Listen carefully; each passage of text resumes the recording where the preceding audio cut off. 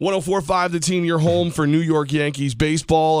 Kind of a shocker as a big press conference goes down yesterday at 11 a.m. Alex Rodriguez going to hang it up after Friday. Andrew Marchand covers the Yankees for ESPN. Nice enough to join us right now. Andrew, how did this happen peacefully?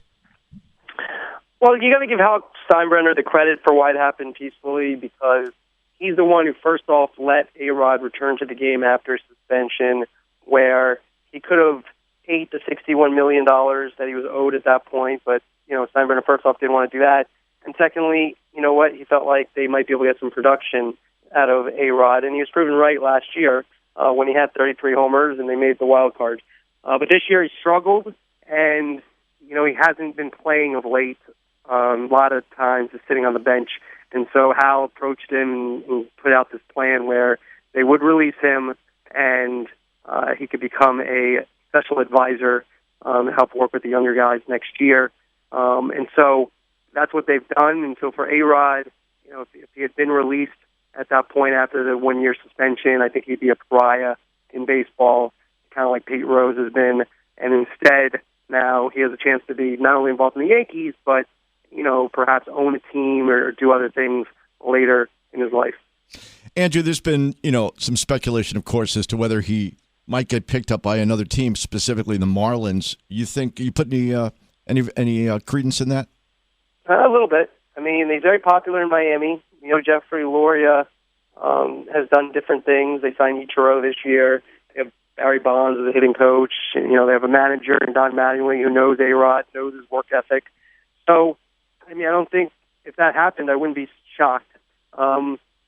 Listening to A-Rod, he talked about leaving gracefully. Now, he's never done that before, but we could see it this time. He's a changed guy since a little bit since the his temper tantrum of the defense during his steroid investigation of biogenesis by Major League Baseball. But I wouldn't, if I were predicting, I'd say no, but I won't be surprised if he were to try to be picked up by somebody now or during spring training, because I know he thinks he still can play. Andrew Marchand with us right now on 104.5 The Team. So, Andrew, how does that work? So, as of right now, if he were to stay with the Yankees, he would be like a consultant, help out as a coach kind of thing, but he could actually go play for somebody else. How would that all work out? Yeah, this advisory thing is kind of, it's nice, but it's not going to be, getting in at 9 and leaving at 7 at night. This is just sort of like sort of an honorary thing in a lot of regards. Yeah. He'll do some work, but it just isn't. He can get out of this and go play if he wants to. Would he be able to pick it up after? Maybe. I'm not really positive. If the Yankees would be like, well, forget you. We're going to let you retire nicely as a Yankee and go out with a little honor, and you decide to go. Try to get a couple more home runs with the Marlins or somebody. But so that contract's not binding. It's not like that. They're going to be like, no, you can't play. We need you to go work with a single A shortstop. We were at the game yesterday, and there were a few sections of people that kept doing A-Rod chants.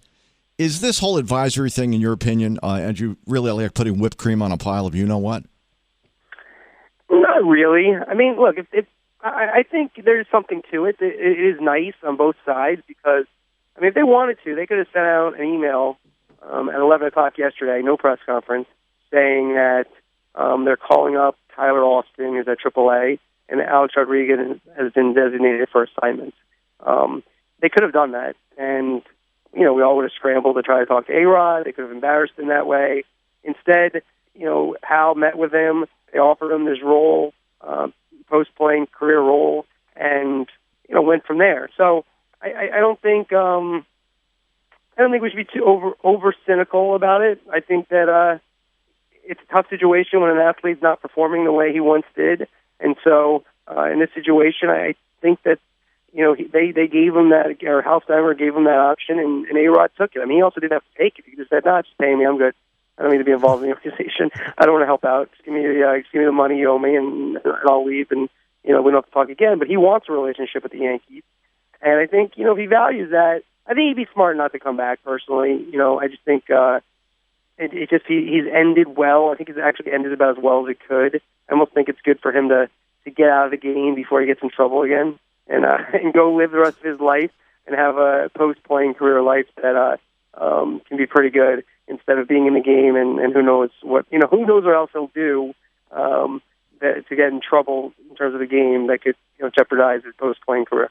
Andrew Marchand with us on 104.5 The Team, your home for Yankees baseball. So is there any way that this kind of negatively impacts the Yankees? I've seen some Twitter traffic that, they picked this Friday because they're honoring the 96 team and it'll cover up his last game. Like, there's no real negative backlash for the Yankees in this, right?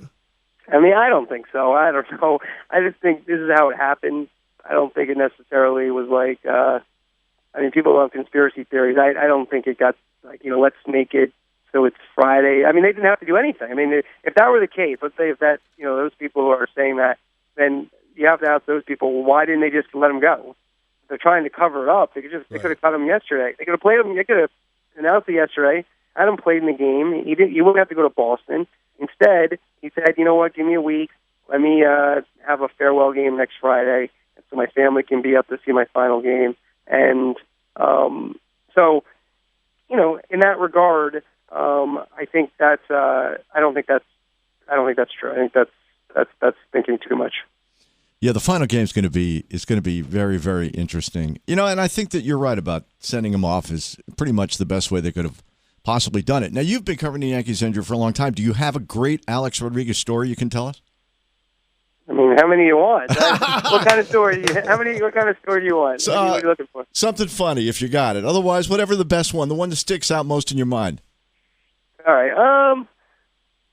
I mean, let's see. Just a specific story that's funny. I mean, he's a funny guy. I mean, he's just an interesting guy. He's changed over the years. I think, people find it interesting, when he was such a narcissist, when he first got to the Yankees, he used to have a clubhouse attendant put toothpaste on his toothbrush, and that was kind of, that's crazy. Yeah.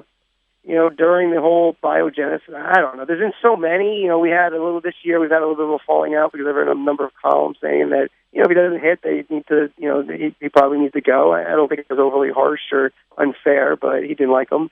So he's very interested in what the media says about him and what they write about him. So he's very interested in that. He's a fascinating guy because he's so talented and rich.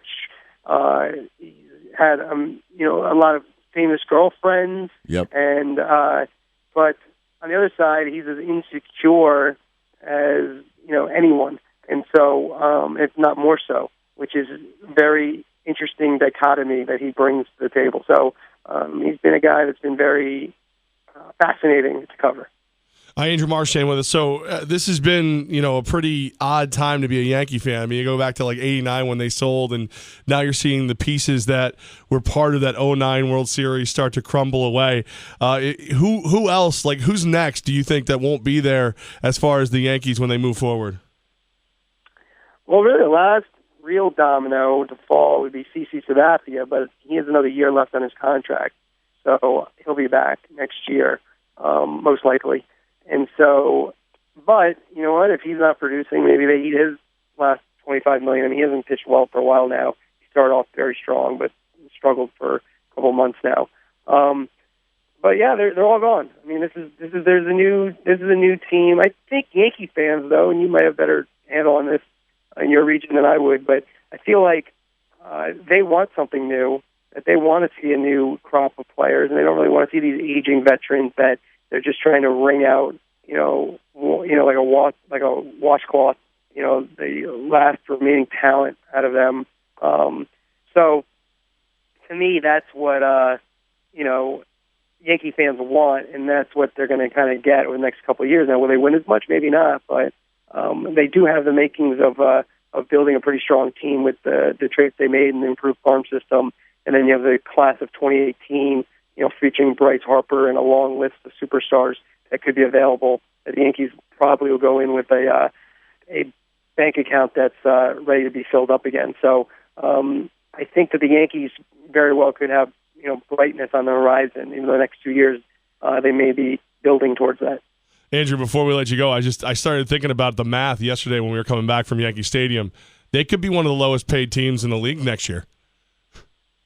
Yeah, I don't think that will happen. I think they'll sign guys. I think they'll be under the luxury tax, but I think they'll, I think they'll spend some money.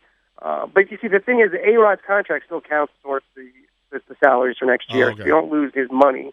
And so, yes, their payroll's going down. I mean, there's no doubt about it. People are going to say how cheap, but I don't think that's necessarily true because they have a poor free agent class. And so, I mean, to spend is just foolhardy and dumb. And so there might be talks that he's cheap, but I think what they're doing is clearing out payroll to get more flexibility and then buy at the top of the market when the free agency comes for younger players who they can get a lot of their prime years when they're paying them big money instead of these guys you're getting at 29, 30 years old and you pay them into their late 30s and they're no longer good for half their contract.